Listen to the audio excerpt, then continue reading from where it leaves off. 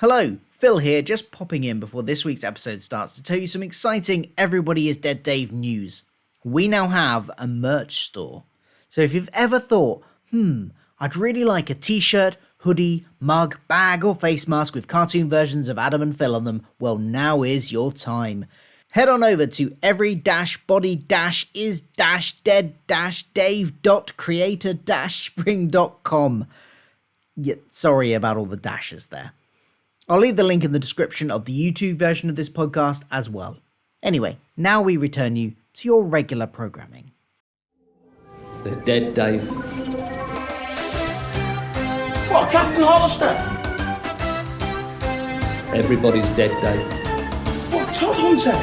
What, Selby? Not Chen. He's dead, Dave. Everybody is dead. Everybody is dead, Dave. Hello everyone, welcome back to Everybody's Dead Dave, our Red Dwarf review podcast, which is hosted normally by myself, Adam Martyn, and as always my co-host. That's me, Phil Hawkins. That's him, Phil Hawkins, yes indeed. A podcast where two sci-fi fans come to this show with two different perspectives. Phil is a fan of many a year, been watching since the 1990s. This is my first rodeo, first time around with Red Dwarf. And it's that time again, folks. We're joined by a special guest for this episode. We're joined by Mike Wilson. How you doing, Mike? Hello, happy to be here. Yeah, good, thanks. No problem. Good to have you. And what's your history with this program then? Are you like Phil? Have you been watching for a while? Or are you more like me? Or do you fall somewhere in the middle? I'm definitely closer to Phil. I'm showing my age here, but I've been watching since probably the early 90s when I was a teenager. Oh, nice, nice. So I remember vividly staying up to watch on BBC Two when it was like first going out. And I've loved it since like series, I think 4 was I'm pretty sure series 4, Camille, which was the first episode, was the first one that I actually ever watched. Oh, and nice. then I went back and watched sort of series 1 to 3 after that.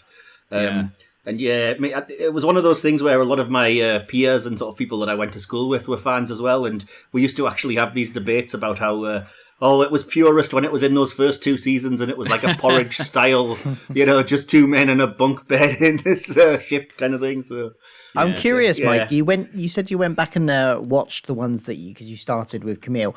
How did you find them? Because I remember when I was a kid, I started a little bit later than you. I started around about series 5 or 6.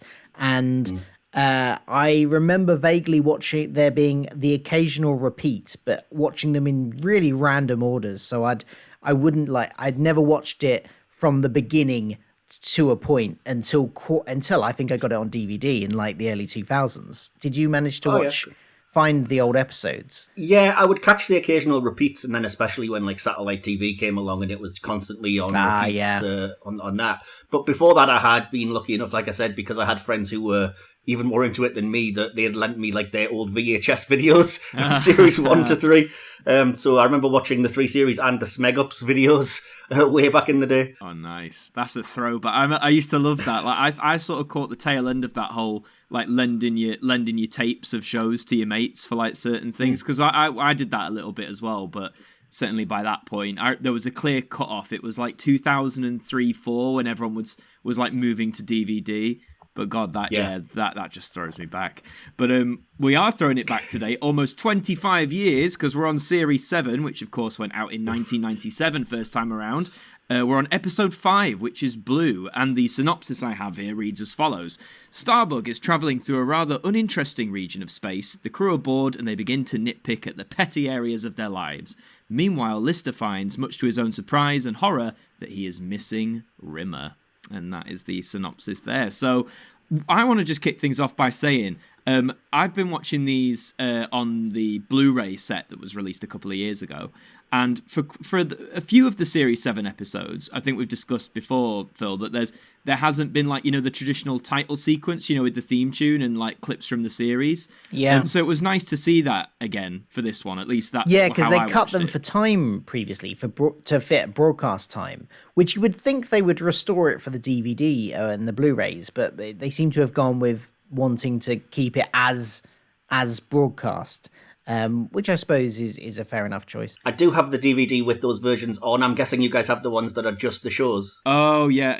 Actually, yeah, I've heard people in the comments say that like different home media releases have like different discrepancies with like title sequences and things like that. But yeah, the Blu-ray I believe sticks to, I'm guessing, how it was broadcast. So if they didn't have a title then it's not on there, unfortunately. Yeah. No, series 7 is marketed as like there's extended versions of the first sort of 3 or 4 episodes, but this one thankfully doesn't have an extended version, so we'll be talking about the same thing. No, yeah, for sure. That's a good point, actually. I'm quite glad that it doesn't, because where we have gotten that before, I've watched, because I do have the DVDs now, I've watched the broadcast version, even though the extended version is on there, because I didn't want to be talking about scenes that maybe Adam hadn't watched or whatever, because he's watched a different version. So I thought that was probably the best option. We try and keep it as consistent as possible here on this show. So we kick off this episode right off the bat. Lister's gone off his spicy food, which obviously is quite a surprise because he's partial to a curry, and Crichton's obviously a bit suspicious. And this whole first scene is mainly just the two of them, I guess, feeding off what Crichton's been going through these past few episodes ever since Kochanski's come on board, like the paranoia and stuff.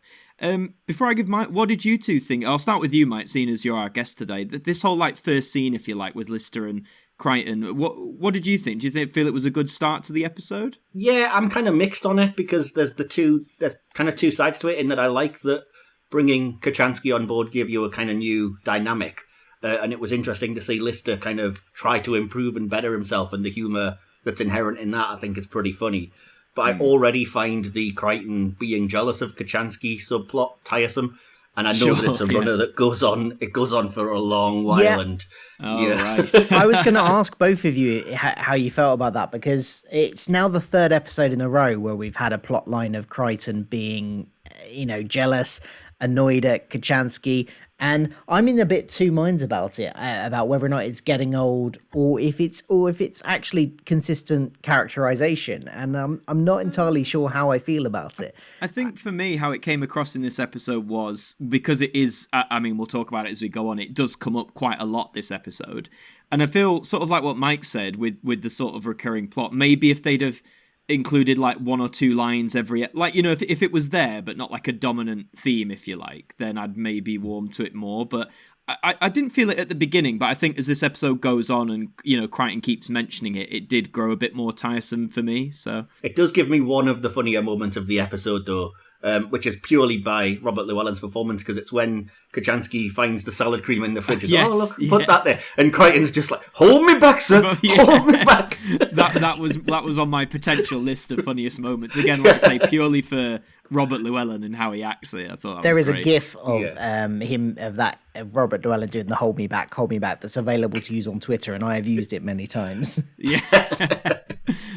In this first scene as well, I noticed as well, I can't remember the exact, I should have written it down word for word, but there's Another Hermann Goering reference. Yeah, now, this might sound the odd for me writers of this to show seem obsessed with Hermann Goering.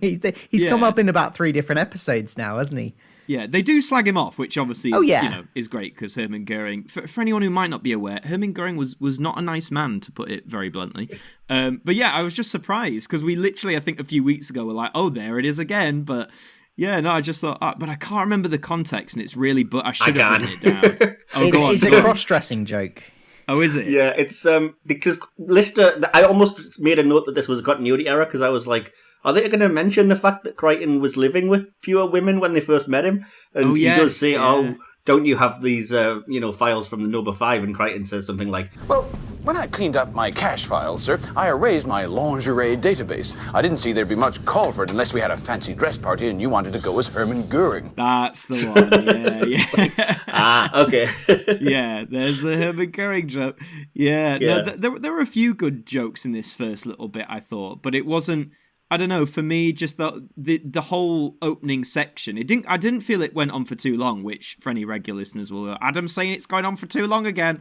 That's like my recurring theme. But no, I feel there were some good lines in there, but I don't know, I don't know what it was. It just didn't feel not right. It just felt a bit ploddy, if that makes sense. This whole these first few minutes, including when Kachansky comes in. I don't know, it just sort of plodded along a bit for me. Yeah, I think because it's so much of it is it feels like ground we've trodden before in the last 2 episodes of Crichton just being frustrated and annoyed with Kachansky, that it's kind of maybe it is getting a bit old now.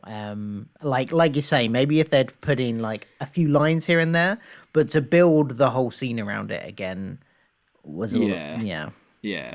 But thankfully, after that ends, we head into the cockpit of Starberg. There's a phasing comet that's approaching the ship, and they're all at discrepancies about what to do. And I did like the bit where Lister doesn't know what a comet is, or he says he knows what a comet is. Chansky is challenging him. Do you know what a comet is made of?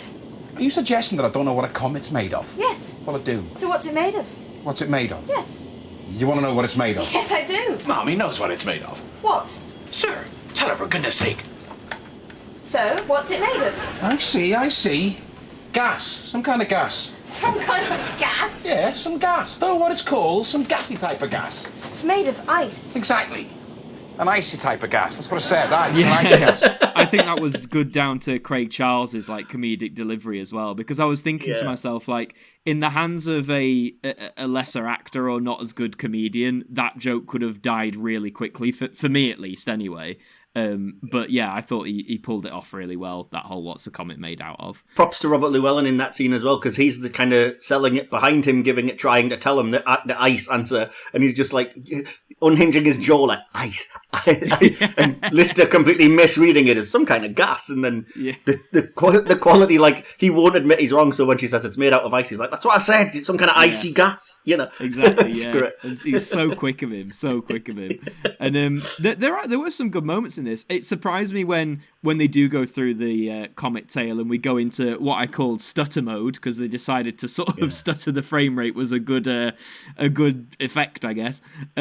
We see Kat's hair unfurl, and I think, am I right in saying this is the first time we've seen Kat, like, as Kat, not as like a different iteration, but like, with his hair down?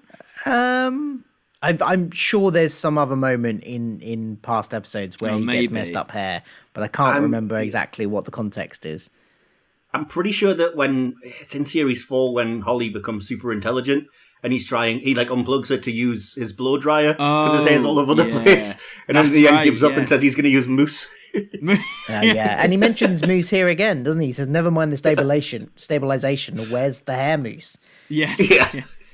This is the thing, though, Red Dwarf. Like, me and Phil have said this before, and you might agree, Mike. Like, the people behind this, like, some of the biggest, like, plot points, they'll just, like, never touch on again. But then, like, the tiniest pieces of continuity, like, down to a word or a line, will be, like, referenced, and you sort of go, wow, so you remember those things, but then the big things they just ignore, which is completely valid. This is a sci-fi comedy, anything goes, but yeah. One thing I wanted to mention when they're going through the comets, and I don't think it's an area that I've really mentioned before, other than when they've gone into song, which we will talk about later as well. But the music during that scene, the incidental music, was really good, I thought. And I don't remember thinking that about Red Dwarf ever before, that the incidental music is good, or particularly stands out. But there was some really good dramatic, ramped up the tension and all of that stuff while they're trying to survive through the comet stream. I always notice the music because it's Howard Goodall, who's like a decently well-known electronic musician. So I've noticed it like since I've been watching, as I say, but especially I think in seasons 4 through 6 when it's very much one set and you have to rely on kind of special effects and music to do a lot of your work because it's basically Starbug cockpit and that's it. Yeah. To add to that I thought it was that moment, like you said, Phil, and there's a moment later on in this episode I thought the incidental music was really good. But there are moments for me. The one that stands out to me, I'm not sure why, it's the series 6 finale, Out of Time. Those last few minutes when... you're right. You are absolutely right. Yeah, when Rimmer's like running to the last few minutes, basically. I thought that was a really good use of incidental music there. So yeah, no, it was. I enjoyed this one as well. And on music and special effects, I noticed when they were in the comet tail, like there was a shot of like the ship being hit with whatever it was. And to me, and now, regular viewers and I don't have the best eyesight, but to me, when they're in the comet, that shot looked like model work, but then obviously when they fly out of it, we're back to late 90s CG. From what I've read, it was a mixture of model work and CG. And I think I read that Doug Naylor wasn't particularly happy with the CGI because it didn't have motion blur on it, so it looked very fake. But but I think it was a mixture. Yeah. What did you think, Mike? The same. I mean, it's obviously very early computer effects from the late 90s, and it shows. But I'm with Phil. I'm pretty sure that they were using a mixture of both until I think they go full CG in Series 8, and oh boy, can you tell! So, Oh, really? I can't wait to get to that then and see how it descends. No, I think I've said before, though, like, on the whole of Series 7 so far that I've seen, obviously, like you said, Mike, you're right, you can tell it's, like, late 90s CG, but considering this is a BBC TV show that probably doesn't have that big of a budget, honestly, I've seen worse, like, late 90s CG in, like, Hollywood movies of the time, never mind a BBC TV show. But, yeah, I thought that when they came out of the comet, I was a bit like, oh, yes, this is 1997, isn't it? But aside from that... so they get out the comet, everything seems all fine, and we get the first reference, of course, to our regular missing crew member, which is Rimmer. Lister's going down to the hold, and he calls Kat Rimmer. And I quite like this moment, actually, how, instead of him just saying it, walking out, and then Kat sort of making a joke about it, Lister actually stops and realizes what he said. And I don't know, I just kind of liked it. I like when Red Dwarf has these, like, small little moments, if you like, and there are more of them, I think. But yeah, what did you two think of this first, like, Rimmer mention? I think that those are some of the best parts of the episode, because I like it when they call back to what the show was initially, which is that Rimmer, I mean, as you probably know after watching it, Rimmer's there to kind of keep Lister sane by by him having someone to kind of hate and rail against. So I like when they call back to that, and I like it when Lister kind of acknowledges that that's kind of that was Rimmer's role in life, and it's not like with any malice or anything. So this scene and the scene later when he's talking with Kachansky, and she kind of talks to him about Rimmer, and even says, well, you didn't really appreciate what he actually did for you because hating him kept you going, so now you don't really have that, Yeah, no, for sure. Yeah, that's a nice scene later on when that happens. And it is, and I think, I mean, Holly is quite, back in the early seasons, Holly is quite honest about that, and like owns up, like, if I brought back one of your mates, then you would have just gone insane. He will keep you sane. Yeah, no, for sure. And as you say, we'll get more on the Rimmer references in a bit. As Lister and Kat go to the hole, Crichton has a little chat with Kachansky, which descends into an argument. And I think for me, this is the point where this whole thing about Crichton being paranoid or thingy about Kachansky started to wear on me a bit. Because, like I said, I'm all for having, like, odd lines or little jabs here and there. But the fact, again, like you said, Phil, this is the third episode in a row, and we're having another, like, dedicated scene to the two of them arguing about similar things. I don't know what you two thought, but for me, this was the point where I was like, okay, I'm like, can we pause this subplot for now, or divert somewhere else? That was just me anyway. Yeah, I don't really want to say too much because I know you're watching through this for the first time, Adam. Yes, but, suffice to say that this plot line isn't going anywhere. Yeah, no, I'm all for it sticking around. I just hope in future episodes, and again, I'm sure I'll find out. But I just hope it's, for me at least, just my personal viewing habits. I just hope it's told in a way that I guess appeals to me better. But we'll see. I'll see. Yeah, I mean, I think. It's a very close line to track, because it does need to kind of be there for the consistency of the character, but there is this episode does feel like it's doing it a bit too much, given that they already did quite a lot of it in the previous two episodes.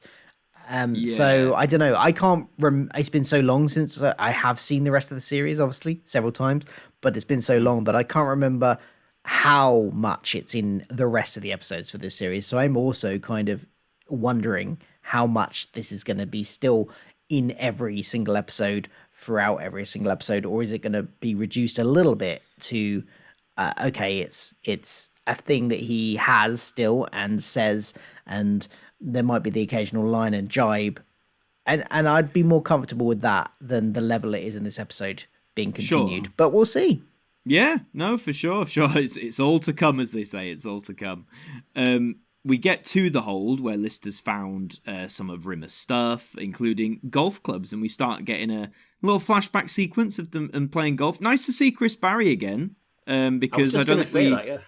Yeah, because I think in the last episode we don't see him at all, do we? I thought that he was done. I remember watching this, like I said, when it first went out, when I would have been about, let's see, 14, 15.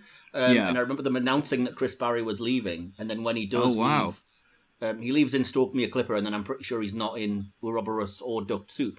So I thought, that's it for him. Yeah, it's the last time we've seen Rimmer because he's left, and we've got the new cast member in.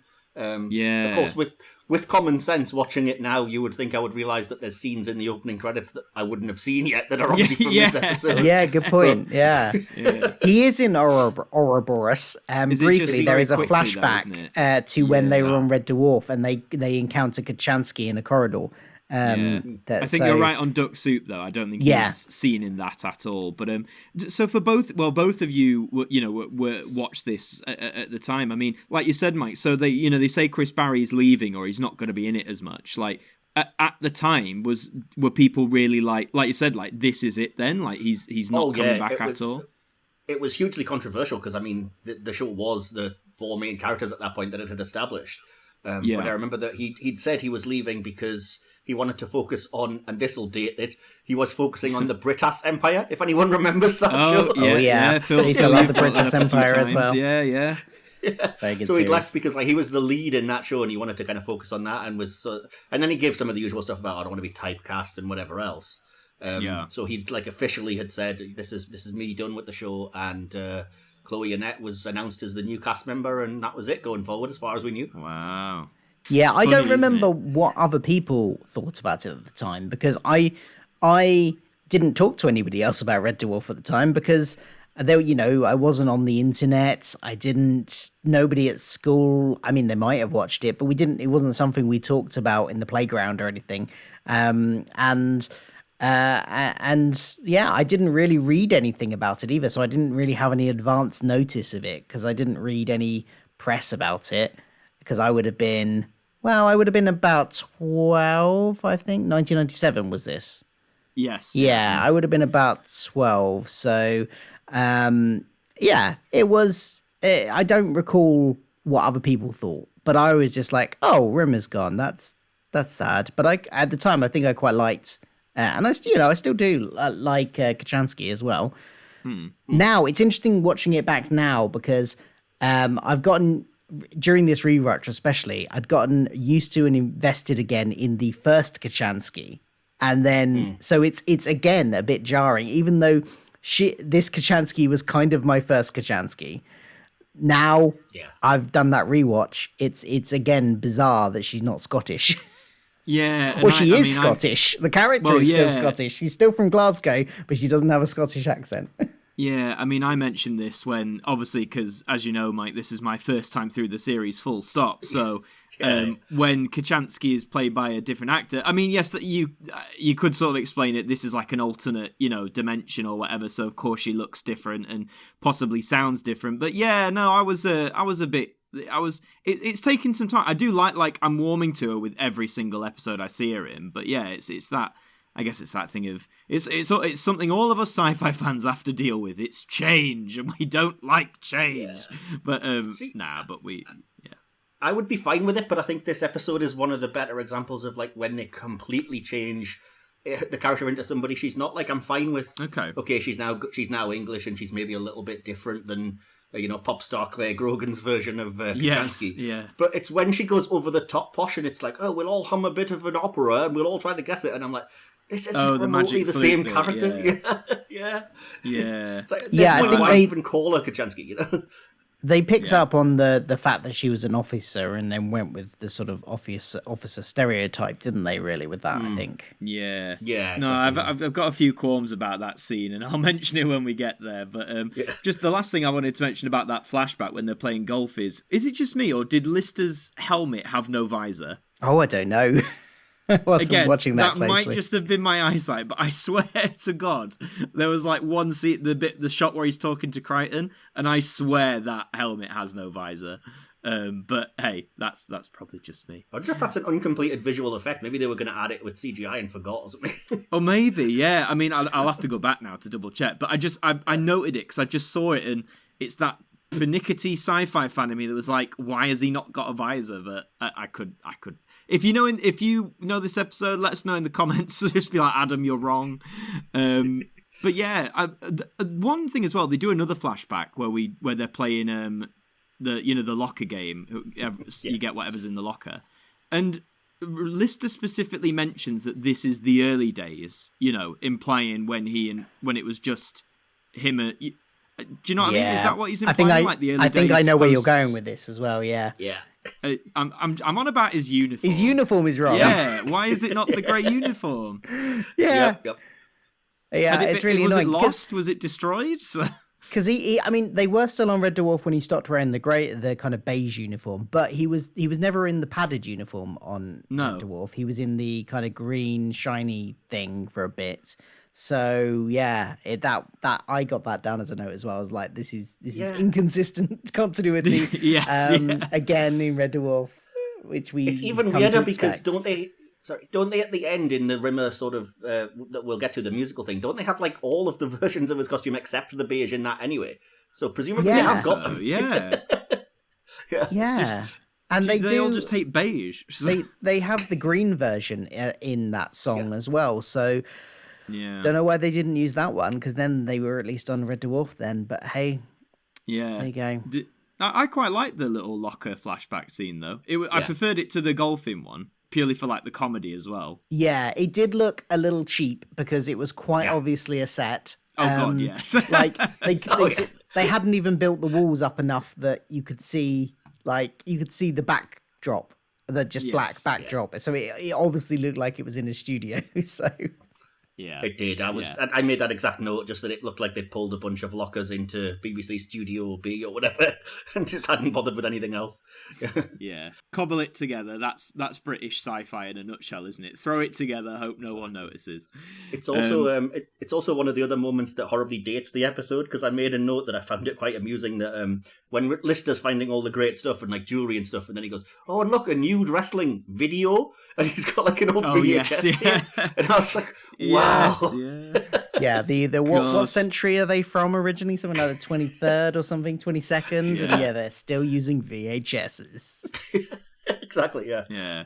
That's the way it's going, that we'll end up back with magnetic tape, and it's all going to come. But it's not even a triangular shaped VHS like they had in Series 1. I missed the triangle VHSs. Yeah, they were cute. They were novel. So, but after that flashback and after a bit more of the reminiscing, we're in the cockpit, and Ace Rimmer, or the regular Rimmer, if you like, seemingly returns. For a first-time viewer, I was a bit shocked because obviously this, doesn't come out of nowhere. They've been talking about him, but I certainly wasn't expecting him just to appear. Obviously, you two must have known like where this was going. I guess I kind of knew this wasn't sort of really happening, but mainly because I was like, where's the H on his head? Which they don't mention, of course. It soon it becomes abundantly clear. But before we reveal, maybe to those who are like me, who were watching this for the first time, do you two enjoy this little scene? Yeah. It was funny. And actually, I didn't remember initially where it was going until a minute or so into it. And then I remembered what happens at the very end of the scene. And I was like, oh, and that must be, yes, no, that. And then I remembered what actually happens. Okay. Yeah. What about you, Mike? What do you think? It's my least favourite scene. I didn't enjoy it at all. I just think it's that's fair. It's the cheapest possible joke to go to, like, two men kissing, hilarious. It's like, do we have to I suppose.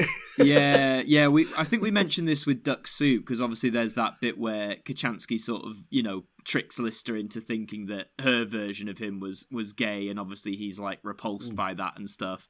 And me and Phil have said before, not just on that, of various talking points, if you like, how this was made 25 years ago and it was a different time, etc., etc. And you're right, yeah. Obviously, it's the laugh of haha, he kissed him and now he's like sweating in his bed. But you know what? Horrified. I don't think the laugh comes from, it's not that, oh, he kissed a man. That's not what's funny about it. His disgust doesn't come from the fact that he kissed a man. Even his disgust comes from the fact that he kissed Rimmer specifically. It's Rimmer, and he hates Rimmer. And that's the shock. That's why it's funny, and that's why I don't think it's at all problematic or anything like that, because it's not a disgust at kissing a man. It's disgust because it's Rimmer. It's Rimmer of all people. I mean, I did before it was revealed that was the joke. I quite liked the fact it was just like a quieter moment, if you like, because I think Red Dwarf, obviously being a comedy, comedies tend to be very like pacey and quite loud and in your face with the comedy. But I've always liked it in Red Dwarf, what I've seen so far, when they just allow characters, usually Lister and Rimmer, to have like just a quieter moment where they chat and stuff. So even though this turned out to be a dream, I kind of liked it. Yeah, and for that reason, I'm a little bit disappointed it was a dream, because the way that Rimmer was in that scene, it just feels like that next step for his character evolution that he'd gotten since the end of the last series, that he'd been gradually getting into to the point where he took on the role of Ace.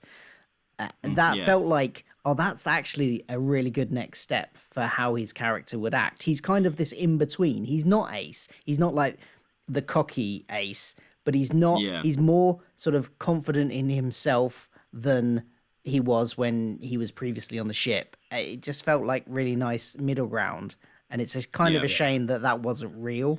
Yeah, I think it's one of the things that they do thankfully follow up on, though, without wanting to get too spoilery. And my favorite scene in the most recent, the sort of movie that they released, was kind of the way that Lister and Rimmer have accepted their relationship, and a really nice, like, quiet scene that's not played for laughs. But yeah, even Rimmer kind of finding his own confidence, I think, gradually happens throughout the rest of what's left of the series for you guys to watch. So I'm looking forward to that for sure. Yeah. But as you said, Phil, Lister's horrified that he dreamt of kissing Rimmer, so he goes to Crichton for help. He wants to find out what's going on, which leads to another World War II reference, would you believe?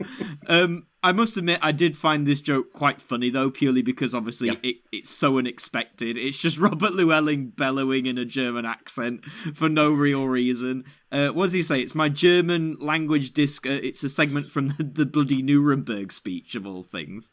I swear, Doug Naylor must have been a student of World War II history or something. He must have studied World War II history at uni, because the amount of times he goes to the references to Hitler is a lot.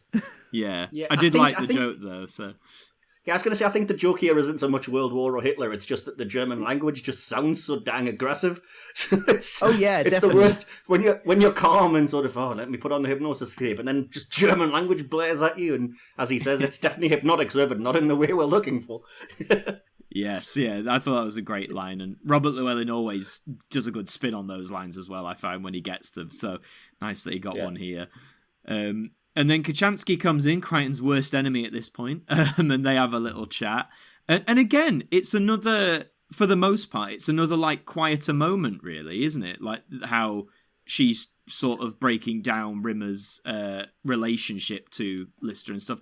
I don't know. Again, I just quite liked it, that especially for these two, since this Kochanski is relatively new to this team. I like the fact it's not just all either arguments or just played for laughs, that she can have these moments with them to just talk, I guess. Yeah, and like Mike was saying earlier on, it's a really nice moment that kind of delves into the relationship that Lister and Rimmer had, and why it was important, and why he was brought back, and how it kept Lister sane, and it really helps him sort things out in his head. Yeah. Exactly. Did you like it, Mike, this scene? Yeah, it's Lister's moment of realisation, because I think the key line in the scene is just when she's explaining, well, imagine how that was for Rimmer, and that he couldn't help it, but he was doing you this favour, and I think Craig Charles just goes, I didn't know. I didn't appreciate it because I didn't know at the time.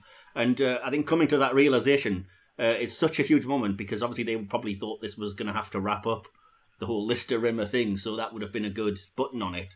But yeah, it's nice that Kochanski like I said, it would have been annoying had she kind of come in and still been angry at him for blowing her chance to get back to her universe or whatever.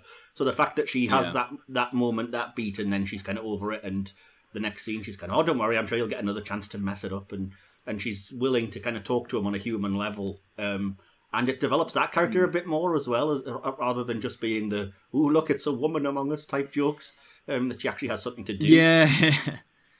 Yeah, no, I wish, like you said, I think her talking to him about Rimmer and that realization, I wish that had been like a button up to the scene leading into the games night thing, rather than then Crichton coming in, she makes a joke about shoving some salad cream up his arse or whatever it is, and then Crichton, we get another minute of Crichton being paranoid. I like that because I'm pleased that Kochanski has at least one moment where she's giving it back, because the episode's purely Crichton's perspective and him like airing his gripes and how terrible she is. So I was glad that she finally stood up for herself with the whole, have you ever been aware how to remove warm salad cream from a mechanoid's arse cavity? I was like, yes, give it back instead of him being a jerk all the time, Yeah, that is true. Yeah, it's nice that she gives it back. Yeah, I just, because maybe it was because at that point I'd grown a bit weary of the whole, Crichton's complaining about Kochanski again for like the third or fourth proper time in the episode. But what did you think, Phil? Did you enjoy like that little Crichton bit, or did you think that scene should have wrapped up after Kochanski and Lister's chat? Well, it made sense that I could kind of see where it was going to go with Crichton coming in and being annoyed that basically what he was trying to do in helping Lister, she had come in and done where he'd failed, and I knew that was going to annoy him. So I knew it was coming. I didn't mind it too much, but it, like you say, is another moment of their conflict. It was all right. I actually liked the like Mike said, I liked her fighting back a bit here. That was a bit different. Sure. Well, we segue into games night on Infamous Starbug. Infamous Games Night, and Kochanski suggests the magic flute, where you guess the aria of an opera. Now, my thoughts are this is purely just, my comedic subjective take or whatever, but I have little to no interest in comedy when it's, I guess, like, I need to word this correctly. Comedy can be great when it's digging at, like, the upper class, when, sort of showing the privilege for what it is, and all that sort of stuff. I think that can be done well. But when it's like a posh person just describing, like, an activity like that, yes, Crichton and Kat like rip into it, but I don't know, I found it a bit of a slog, and the minute I sort of clocked on what kind of joke it was, I just switched off from it, really. Yeah, so I mean, I'm just trying to get at what you're saying there. Are you saying that because it's not about her privilege or anything, it's about the fact that that it's just something she enjoys, and they're kind of ripping into the fact that she enjoys it? Yeah, kind of. It's like, I mean, if you've ever seen I get one for the Doctor Who fans. I'm sure you've both seen K9 and Company, or are aware of it. Yes. I have, Adam. We reviewed it together. I know you have, Mike. I'm baiting you into this. Yeah, me and Mike have previously spoken on different podcasts about this in depth. But there's obviously the characters, Sarah Jane's, well, it's not a family. You know, Mike, the people who Sarah Jane meets at the house, like, I can't remember their names, but the posh people. The village sort of, village elders, as it were. Yeah, like, some people find them really endearing. Like, they are like posh people personified, and they chat about, oh, we're going to play this and do that, and just, that works for some people. I just don't like that when posh characters are just describing activities they do. Right. I don't know what it is. I just switch off from a comedic point. I just switch off from it, really. I think it's funnier in reverse. That's the weird thing. It doesn't really work, but it would work better if it was kind of like the jokes about them, like, oh, shall we play guess the smell or something, and her being disgusted by that. That's amusing. Yeah. But her saying, like, oh, we're going to guess operas, and them looking at her like she's crazy isn't as funny for some reason. Yeah, no, I'd probably say to that as well. I mean, what did you think, Phil? Did you enjoy it? Yeah, it was okay. I'm trying to think if I wasn't laughing out loud at it. I didn't find it particularly funny, but it didn't bug me either. It was kind of just a scene to get through, and that was okay. Yeah, that makes sense. No, that's fair. But yeah, I just thought this whole, like, because that is the majority of the scene, just about Kochanski describing this thing, and I don't know, like, for me, I probably I would have either done something different with it or maybe cut that scene for favour of something else. I'm not sure what, but yeah, for me it just didn't. When Crichton came in and told them to go to the AR room, I was like, oh good, we're doing something else, personally. But yeah, I'm sure some of yous liked it. So yeah, on that, they do go to the AR room, to which Crichton has prepared something for them. It's the Rimmer experience. Now, Adam, can you remember when we did Rimmer World and you said you thought it was going to be a Rimmer theme park, and I was like, just you wait. This is the moment I was talking about. Oh god. Did you say you just watched Rimmer World, Mike? No, I just watched the episode, where you guys review that, and as soon as Philip said that, I knew exactly what he was referring to. Oh man. Phil has to do this in a way on the show. Like, there'll be moments where he knows something's coming up and he'll be like, just you wait, this is coming back. Always a good time. So, yeah, the Rimmer experience. Hard to know where to start with this, really, isn't it? For those who, I guess, maybe aren't familiar or haven't seen it in a while, Crichton has basically made like a amusement ride of Rimmer based on his diaries, I believe, isn't it? Like describing his life, his experiences, and it's I think it's what's referred to in the theme park world as a dark ride. So you're on a moving thing, and there's scenes going on around you and things. What made me laugh though, and I don't know if you two saw this, like, before they go in, before the doors open, the shots of them in the car is clearly like been, they've done it against a blue screen because it's, it's bobbing up and down all the time, like they're in space or something. And then when they're in the ride, I know they're probably on tracks, but sort of like what you said earlier, Mike, how in the locker flashback, you can sort of see or one of you said it about, seeing the studio wall or something.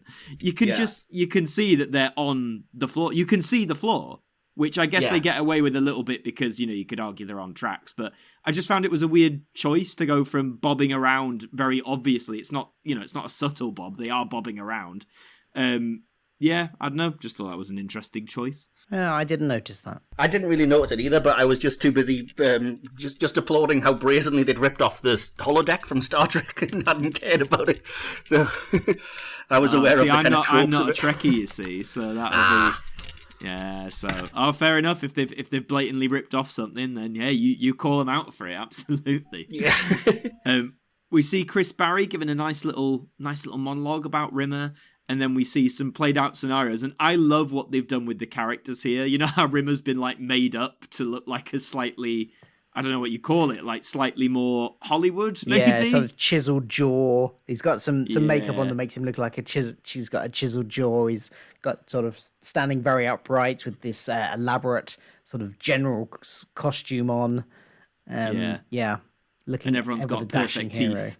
And the characterization, I mean, I thought the actors did a great job for this. I don't know what you two thought. That first scene especially, you've got Danny John Jules and Craig Charles doing their like fake driving, and Chris Barry on form, Robert Llewellyn in his little maid's outfit. In a gingham dress. I don't know if that was a deliberate reference back to Quarantine or not, but I thought it was probably a reference back to Quarantine, that gingham dress and the hat. Oh, maybe. Yeah. Yeah. I mean, I didn't know really what was going on. I was just in a world of my own. So yeah, this whole sequence in the Rimmer experience, we've got to talk about the song. The song, I love the song. Yeah. If you're in trouble, he will save the day. He's brave and he's fearless, come what may. Without him, the mission would go astray. He's Arnold. And it made me think instantly of the Munchkins from The Wizard of Oz. Yep. Mm-hmm. Yep. Yeah. I think I've seen these referred to as Munchkin Rimmers a lot in various online things. So yeah, how do you rate the song, Mike? Is it one of the? We've had a few songs so far in Red Dwarf. I think I personally prefer Tongue Tied still, because Tongue Tied is a classic, but. This one was fun. It's not a good song, don't get me wrong. The reason that I love it is because the lyrics are so blatantly terrible that they seem like they could absolutely have been written by Rimmer, which is how I read the kind of like he maybe did this.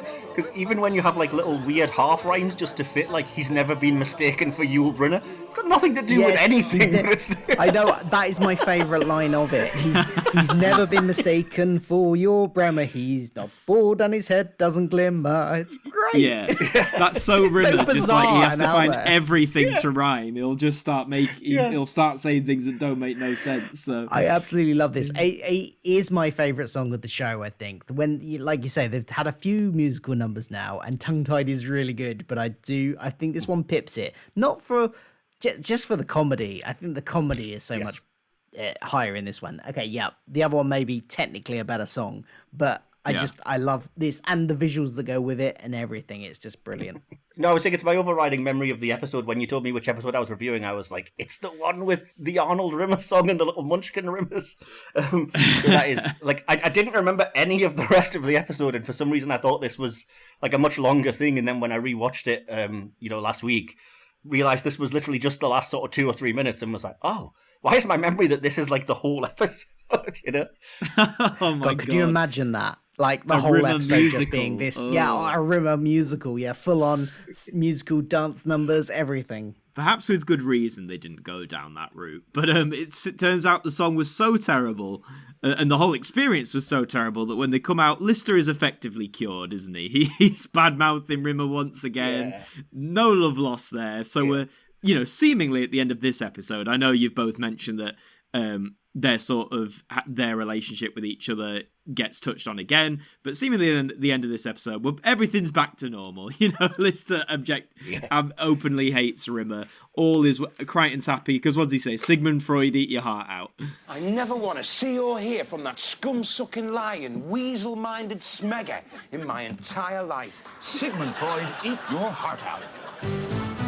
I think the thing that it's not so much. I mean, he's obviously annoyed at the sort of Munchkin Rimmers and the bigging him up song and stuff, but the thing that sold it for me was Craig Charles's fake acting in the scenes that he's viewing, when Rimmer's obviously written things that happen completely differently, so he's like the heroic square-jawed hero, and then Craig Charles's delivery of just, I'm scared, I think I'm gonna wet me kecks, was just so amusing, and then Lister's absolute just disgust at watching this was brilliant. No, it was mad. It's just that whole sequence. Like, there's moments like that in Red Dwarf, isn't there, where like you just sort of watch it and then you just sort of sit back in your chair and go, I don't know what the hell's going on, but I'm here for it. So, but there we go. I think they slightly spoiled it by telegraphing the joke though when Lister says, "Oh, I feel sick," and then Crichton says, "Oh, yes, the ride's very bumpy," and he goes, "No, it's what I'm seeing that's making me sick." And I'm like, "You don't need that line. We all gathered what it was." Yeah, we all got the impression. Talking about bumpy rides, though, apparently, according to the infamous IMDb trivia section, they were quite. They weren't acting so much when they were like swaying and reacting to getting buffeted about, because they really were, and they came away with bruises after the end of that. I mean, it did seem very rickety, whatever they were using. So, feel for the actors on that one. And after that disdain, they've come out, Sigmund Freud, eat your heart out. The episode ends right there. One of the classic Red Dwarf, right, and we're done endings. Yep. I kind of like this one, though, because obviously it makes sense, and you've just had this big musical number, so it doesn't feel... I don't know if you've heard in some of our previous episodes, Mike, that we've had some endings of Red Dwarf where, yes, they're very quick, but they sort of feel unjustified, or literally just, and now we've finished. This one, I like this one. I like the fact this one was just, and we're done. Yeah. Yep. It works. It works quite well here. It still seemed quite abrupt, but it works because that's the end of the story being told. But I do want to quickly shout out just before the end, a really cool visual gag that I noticed, and it's not normally something that I spot, but the fact that Rimmer's theme park, as they're leaving, has Toodle Pipsky written on the exit. Oh, yes, I saw that. Nice little touch, isn't it? It's like they didn't have to do that, but they're nice they went the extra mile. Toodle Pipsky.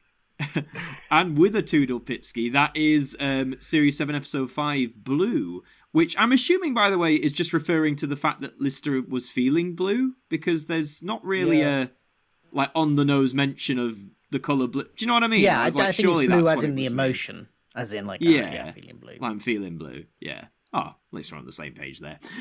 So we're on to our regular segments then. So, Mike, our first regular segment that we do is choosing our favourite character from the episode. Can be one of the regulars, and I would say one of the side characters, but I don't think we really got any in this one. I think it was just the main cast. So, who was your favourite character this episode? Well, I already asked Phil if he would accept this as an answer. And he said that was fine, so I'm going to have to go with it. My favourite character in this episode is the little munchkin Rimmers, just for comedy value. I mean, I was tempted to go with Rimmer himself, because even in the flashbacks and some of the more serious scenes, he's quite good. But no, it's all about the really ridiculous-looking little Rimmer hologram things. They sell the moment. Nice choice. Phil, what about yourself? Are you joining the Munchkin hype? Not specifically the Munchkins, but the Munchkins do form a part of it. Because I'm just going for Rimmer overall, just in all forms that he takes in this episode. The Munchkins are definitely part of that. Him in like the fake version of him in the ride as well, where he's being all heroic and like he isn't in real life, and also the flashback scenes were really nice to see him again. The dream sequence as well, how he was in that scene, I really liked. So yeah, I'm going with Rimmer. Nice choice. Well, I'm actually going to go for Lister myself, mainly for Craig Charles and how he performed this one, just because. Like, we've seen it a lot so far in Series 7. What I like is Lister has been given more... Obviously, again, this is a comedy, so comedy is the dominant, but I like how Lister's been given more moments that are a bit... Not necessarily more serious, but, just aren't comedy, whether it's emotional or just to reflect or whatever. And, I just thought Craig Charles smashed it. Like you said, Mike, that scene with him in Kachansky where he has that sort of realization, I thought he played really well. And even the comedy moments he played really well. So, yeah, I'm going to give it to Lister for this one.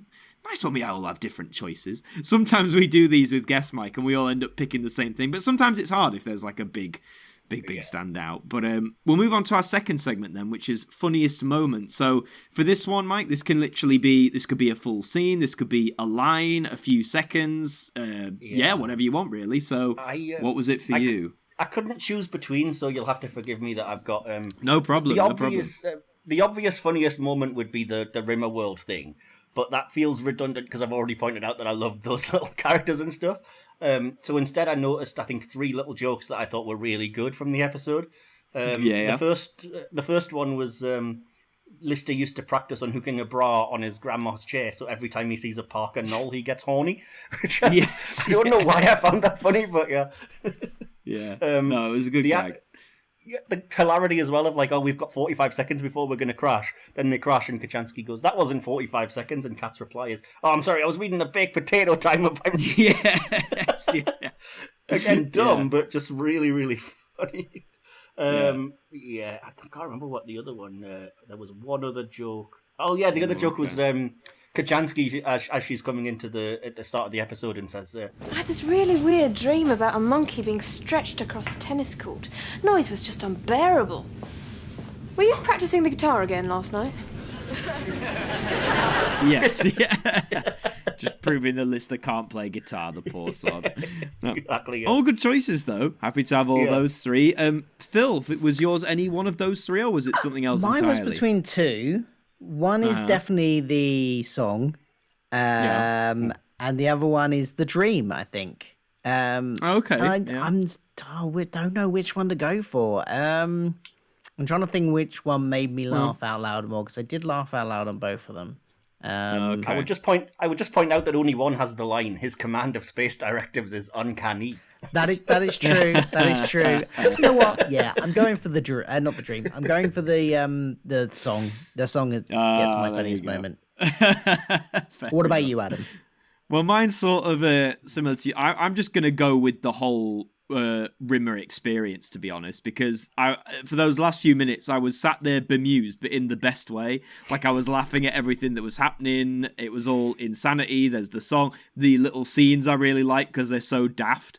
It was just, it might seem obvious, but for me it was definitely the pinnacle. Close second had to go, and this might sound odd, but close second would have to go for the Nuremberg joke because of just how much it did make me laugh, and Robert Llewellyn's delivery. But no, if I'm being honest, I've got to give it to the Rimmer experience for that one. So Great moments. Well, finally then, Mike, our last recurring segment is we rate each episode out of 10 scutters.